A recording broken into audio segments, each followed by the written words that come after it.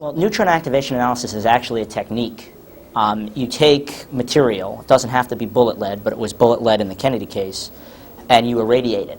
And based on the reaction that you get after that, you can come to an idea as to chemical elements in that material. It was used in this case because people had a false idea on how probative it was, and they thought it was the chemical profile of a bullet or a bullet fragment was like a fingerprint. And so if your major issue, the evidentiary dividing line, what I call it, between conspiracy and non-conspiracy, is whether or not there were 2 or 3 bullets involved in the wounding of the men in the limo, well, if you can match the fragments point blank to another bullet and count them that way, you'd have your answer. That was the promise of the NAA. See, NAA is just a technique in what is called comparative bullet lead analysis.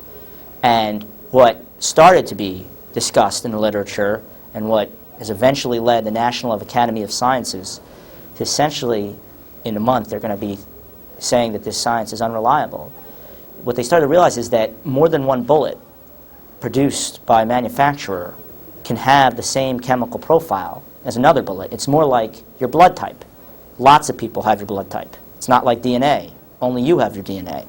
So if your issue is trying to distinguish 2 from 3, if I gave you a pool of blood and you found A positive and B negative, you wouldn't say, I have 2 and only 2 types of blood here, or number of people who shed blood. You would say, well, I have at least 2, because somebody else could have shed 2 people who could have A positive blood.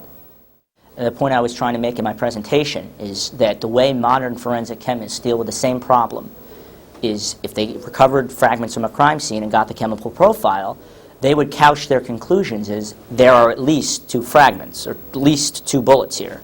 And there's one thing I can get every single person, pro-conspiracy and anti-conspiracy, to agree on, that there were at least 2 bullets fired. Nobody thinks there were 1, so it doesn't really help you out much. Key point, I think the men were hit with at least 3 bullets. You can never say anything's impossible, but you can evaluate things as to whether or not they're likely or unlikely. And if anybody ever came to me, if anybody in my family, God forbid, were shot and killed, and they came to me and said, we're closing the investigation, and here's the bullet that broke 2 major bones, well, 1 major bone and 1 minor bone, and we're closing the case, we got the guy, and it looked like that, I would spend the rest of my life trying to find out who really killed my relative.